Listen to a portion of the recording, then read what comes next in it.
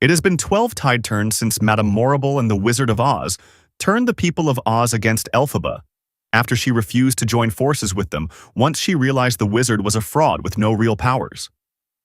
Before fleeing the palace, Elphaba stole the Grimoire, an ancient, powerful spellbook that neither Madame Morrible nor the wizard could read. Now, construction on the Yellow Brick Road in Oz is nearing completion, a massive project designed to connect all four lands of Oz directly to the wizard's palace. But the mistreatment of animals continues because the wizard has turned the people of Oz against them, knowing that a common enemy is the easiest way to keep everyone under his control. Unable to stand by any longer, Elphaba frees the animals from their chains and takes down the guards. She has grown far more powerful thanks to the Grimoire. Suddenly, the flying monkeys, the wizard's royal guards, spot her and move in to attack. Elphaba flees, disappearing into her hiding place deep within the forest. Meanwhile, Madame Morrible, now head of press, has been actively launching a smear campaign against Elphaba for some time, portraying her as pure evil. As a result, the people of Oz have grown even more fearful of her. While Elphaba hides from the world, Glinda enjoys her fame and the admiration of the Ozians for lifting their spirits during these dark times. At her side is Fiyero, now a Gale Force leader tasked with finding Elphaba, the Wicked Witch of the West. That afternoon, Madame Morrible meets with Glinda. With the grand opening of the Yellow Brick Road taking place today, Madame Morrible tells Glinda that Elphaba's attacks have grown bolder. She advises Glinda to lift the spirits of the people, reminding her that only she can do it. Then Madame Morrible shows Glinda her new mode of transportation, a floating bubble gifted by the wizard. Glinda is instantly fascinated. She tells Glinda not to worry about her inability to perform real magic since the bubble's hidden mechanism will disguise her deficiency, allowing the people to assume that Glinda herself is making it float with her witchy powers. Madame Morrible also presents her with a wand as a complimentary gift and tells Glinda she will see her at the ceremony. Glinda studies the wand, and her mind flashes back to her childhood.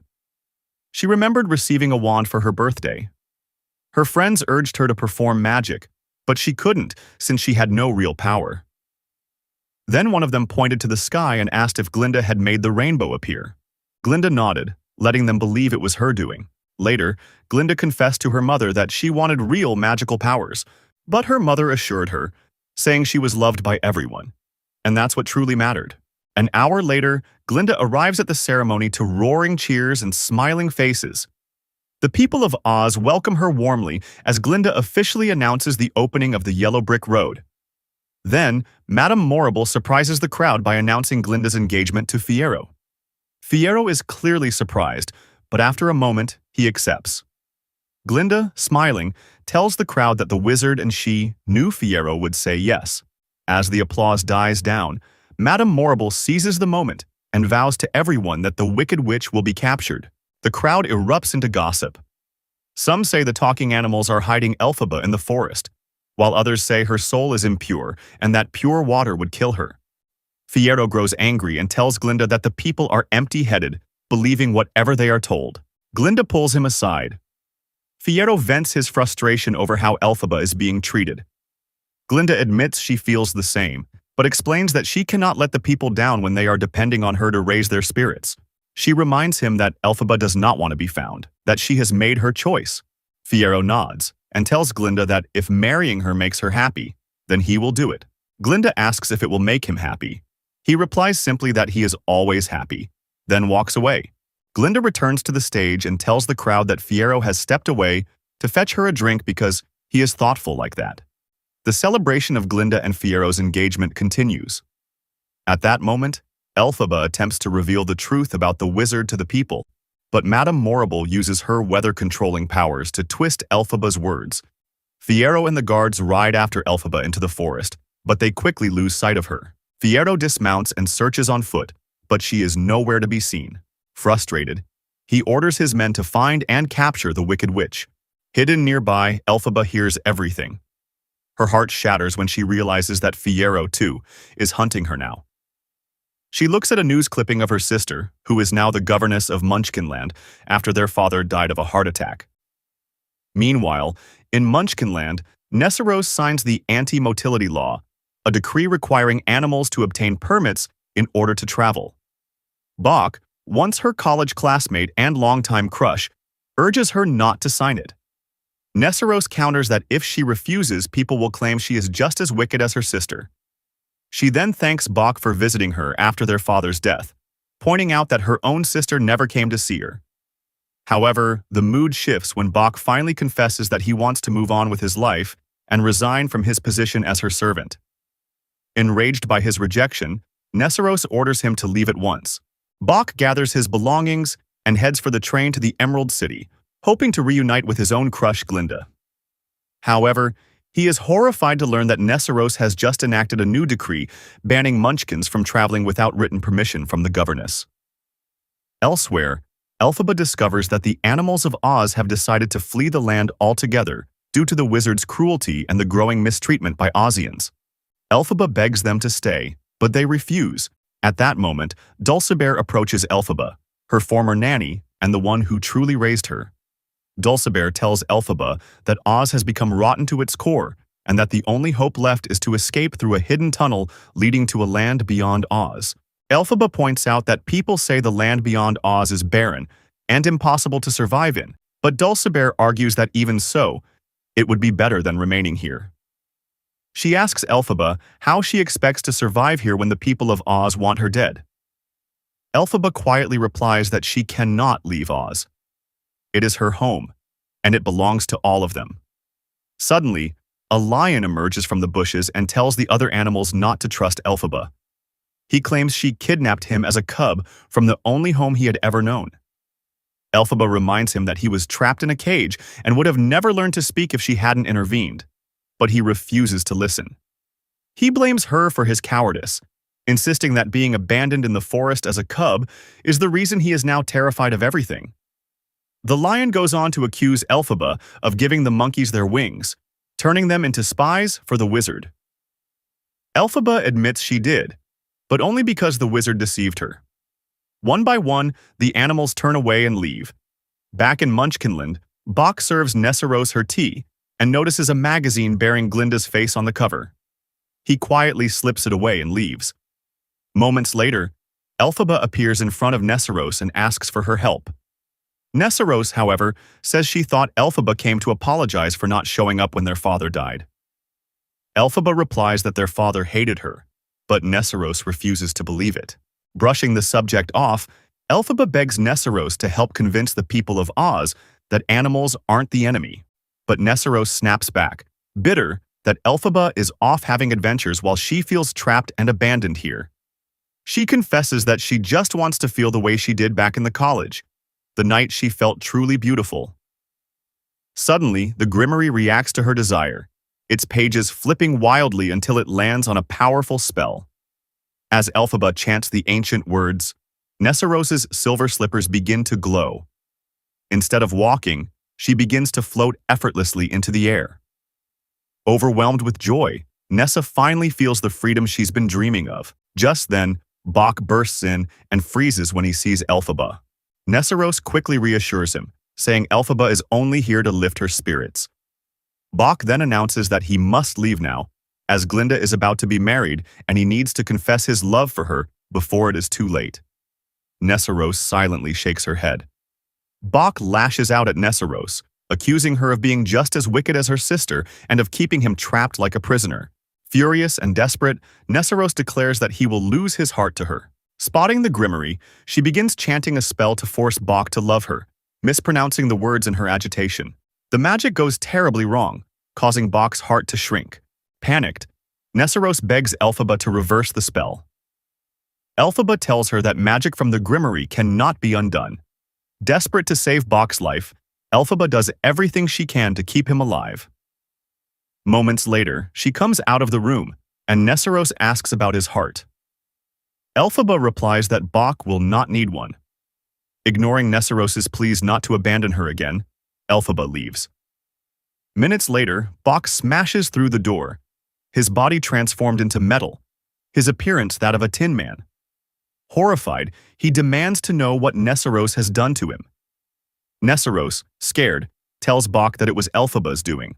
Meanwhile, Elphaba flies toward the Emerald City, where the long-awaited wedding of Glinda and Fiero is about to take place. While Glinda is getting ready, She notices a crack forming in the glass door and rushes outside, calling out Elphaba's name. Elphaba appears before her. They go inside, and Glinda embraces her. To break the awkward silence, Glinda jokes, "I can't believe you still get around on that old thing." Elphaba replies dryly, "Well, we can't all come and go by bubble." Elphaba tells Glinda she just wanted to see her. Glinda urges her to meet with the wizard and try to negotiate some kind of deal. Elphaba replies that this is between her and the wizard alone, and with that, she vanishes. Then Elphaba confronts the wizard and tells him it is over. At that moment, Glinda joins them. Elphaba demands that the wizard walk down to the wedding ballroom and admit to everyone that he is a total fraud with no real magical power. The wizard pleads with her, asking for one more chance to start over. Glinda also urges Elphaba to reconsider, but Elphaba admits she wishes she could return to a time when she truly believed the Wizard of Oz was powerful. The wizard calmly explains that even if Elphaba exposes his inability to perform magic, people will never believe her because they believe he is wonderful. Glinda asks Elphaba to join them, insisting that once the people see Elphaba is with them, she could accomplish far more. The wizard adds that they could be like a family. He confesses that he has always wanted one, and that his desire to give the people of Oz everything comes from that longing. "So you lie to them," Elphaba shoots back. "Only what they want to hear," the wizard replies. Against her better judgment, Elphaba agrees to give the wizard one last chance, but only if he proves himself to her. She demands that he stop blaming animals for Oz's problems and put an end to their mistreatment. The wizard agrees. She also insists that he no longer needs spies and orders him to release the monkeys. The wizard nods in compliance. Glinda then leaves the room to prepare for her wedding. Elphaba frees the monkeys, but the leader of the monkey chistery has tragically lost his ability to speak. Overcome with guilt, Elphaba apologizes for casting the spell. The monkeys take flight, finally free. The wizard excuses himself, saying he needs to get ready for the wedding. Once the wizard leaves, Chistery emerges from his hiding spot and reveals a hidden chamber to Elphaba. Inside, she finds the animals locked in cages. Her heart sinks as she hears their cries of terror and pain. Meanwhile, Glinda approaches Fiyero amid the cheers of the wedding crowd. Back in the hidden room, Elphaba recognizes her former professor, Dr. Dillamond, now stripped of his ability to speak. Suddenly, the wizard appears behind her and insists it is not what it looks like. He claims that some animals simply cannot be trusted. That is the final betrayal. Elphaba tells him she has changed her mind and vows to fight him for the rest of her life. The animals break free from their cages and storm into the wedding celebration, throwing the crowd into chaos. Fiyero quickly assembles the guards. Meanwhile, Madame Morrible warns the people of Oz that the Wicked Witch is trying to destroy them, only to be knocked aside and tumble straight into the wedding cake. Inside the wizard's chamber, Elphaba corners the wizard, but Fiyero appears and orders the guards to bring water. For a moment, it seems like he's helping the wizard, until he suddenly turns on him and orders him to go into the cage. At that moment, Glinda enters the chamber and finds the wizard imprisoned. Confused and shaken, she asks Fiyero what he is doing. With a heavy sigh, Fiyero tells her that he is leaving, with Elphaba. Glinda finally understands that Fiyero loves Elphaba, not her. Heartbroken but resolute, she tells them to go. After they leave, the wizard offers Glinda a drink to ease her pain, but she brushes him off. Moments later, Madame Morrible storms in, furious. The wizard explains that the witch has double-crossed him. Madame Morrible coldly tells the wizard they should smoke her out. Glinda suggests using Nessaros as bait, spreading a rumor about her, knowing Elphaba won't be able to resist coming to her sister's rescue. Then, she exits the room. This idea sparks something dangerous in Madame Morrible's mind. Outside, Glinda surveys the ruined wedding venue and breaks down in tears. Deep in the forest, Elphaba brings Fiyero to her hidden refuge. He tells her she looks beautiful, but she scoffs and tells him not to lie. With a sigh, he explains that it is not lying. It is simply choosing to see things differently. They kiss, and Elphaba confesses that for the first time in her life, she truly feels wicked. Meanwhile, in the Emerald City, Madame Morrible summons a powerful tornado with her magic. In Munchkinland, Nessaros desperately searches the streets for Bok. Back in the forest, Fiyero warns Elphaba that she will be found if she stays here and urges her to come to one of his castles in Kiyamoko. Suddenly, Elphaba hears her sister's voice and is struck by a horrifying vision, a house spinning through the air before crashing down onto Nessaros. Elphaba tells Fiyero she must go at once. He offers to come with her, but she refuses, knowing it would be too dangerous. Soon after, Fiyero is discovered by the monkey guards. At first, it looks like he's in trouble, but it turns out the monkeys are actually on Elphaba's side because she vouched for their freedom. Instead of capturing him, they become his allies. The next morning, Glinda points a little girl named Dorothy toward the yellow brick road. Dorothy is the owner of the house that fell from the sky, accidentally killing Nessaros. Glinda tells her the wizard's palace is at the end of the road. She then turns back to the wreckage to say a final, silent goodbye to Nessaros. Having witnessed everything from the shadows, Elphaba steps out and asks Glinda to let her say goodbye to her sister alone. Elphaba apologizes to Nessaros, but Glinda tells her not to blame herself because accidents happen. Furious, Elphaba snaps back, "You call that an accident?" She challenges Glinda, asking how a tornado of that magnitude could possibly appear out of nowhere. Then she mocks Glinda for sending a young girl to the wizard, knowing he's a fraud who can't help. Finally, she lashes out, accusing Glinda of giving away her sister's shoes when they were never hers to give. Glinda snaps back, saying that plenty of people seem willing to take things that don't belong to them. Elphaba fires back, telling Glinda that Fiyero never truly loved her. Enraged, Glinda slaps Elphaba and says, "I feel good." Elphaba immediately slaps her back and retorts, "Me too." They fight until guards rush in and seize Elphaba. Feeling utterly betrayed, Elphaba says quietly that she never thought Glinda would stoop so low as to use her sister's death to capture her. Glinda breaks down and apologizes. Just then, Fiyero is carried in by flying monkeys. He tells Elphaba to run while he holds Glinda hostage. Elphaba refuses to leave without Fiyero, but he urges her to go. Lowering his weapon, he sacrifices himself, and the guards immediately seize him. At Fiero's castle, Elphaba begins chanting a spell to keep him alive. A terrible vision overtakes her. She sees Fiyero being beaten. Her voice falters as doubt sets in. She no longer knows if she is pronouncing the spell correctly. Realizing that every good deed she has ever tried to do has gone wrong, Elphaba finally accepts what the world has named her. She embraces it. She is wicked. Back in the Emerald City, Madame Morrible informs the wizard that he has visitors: a lost girl, a tin man, a scarecrow, and a cowardly lion, each seeking something they cannot have. She suggests they could be useful. The wizard agrees to help them on one condition: they must kill the witch and bring him her broom. The Tin Man rallies the people of Oz, declaring that the witch must be defeated. She is the reason he became what he is. Glinda watches the mob gather and, for the first time, truly looks at herself in the mirror. She realizes she has been living a life built on lies, chasing fame and admiration. She confronts Madame Morrible, demanding answers about the cyclone and Nessaros. Morrible coldly tells her to stop meddling and focus on lifting the people's spirits. Glinda exits the room and grabs her coat and rushes out to warn Elphaba that a mob is on its way to kill her. Back in the forest, Elphaba orders the flying monkeys to bring Dorothy to her because she wants her sister's shoes back. They obey, and Elphaba locks the frightened girl in the basement. Glinda appears behind Elphaba and warns her that people are coming to kill her. She then asks Elphaba to let Dorothy go, but Elphaba refuses, declaring, "I am the Wicked Witch." Just then, Chistry arrives carrying a torn piece of fabric, Fiero's.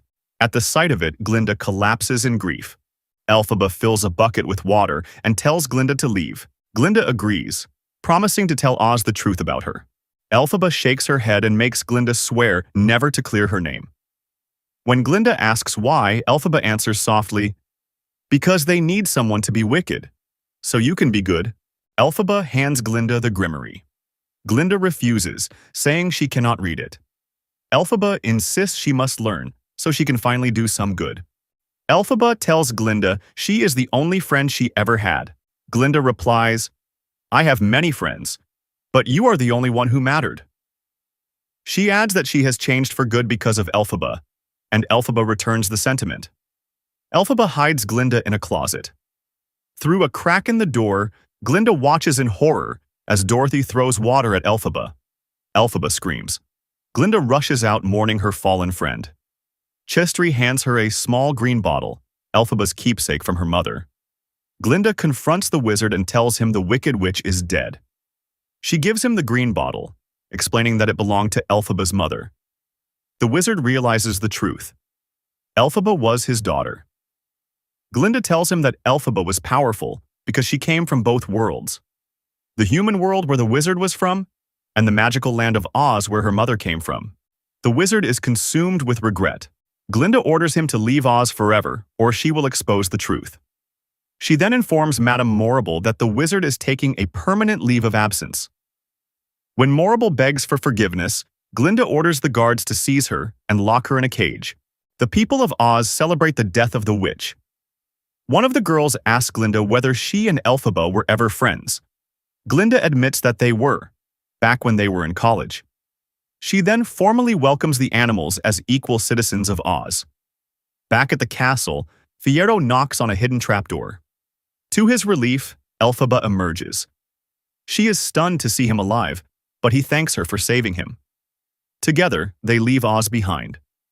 Elphaba wishes Glinda could know the truth, but she understands that Glinda cannot, at least not without putting herself in danger. Glinda gazes out toward the horizon. Behind her, the Grimoire slowly begins to turn its pages on its own.